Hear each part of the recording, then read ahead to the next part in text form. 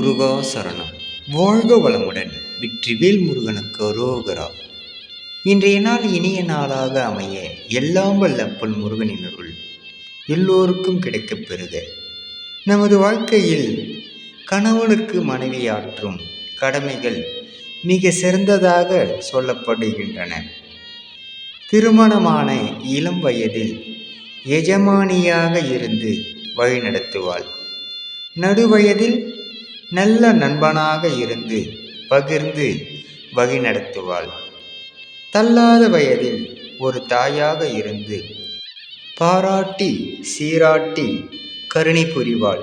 தாயைப் போல் ஒரு தெய்வம் இல்லை என்பது போல் மனைவியைப் போல் ஒரு மந்திரியும் இல்லை என்று சொல்லப்படுகின்றன. அப்பன் முருகனருளால் சகலமும் பெற்று வளமுடன் நலமுடன் வாழ எல்லாம் வல்ல முருகனின் அருள் கிடைக்கப் பெறுக. முருகனின் மகன் ரவி முருகன்.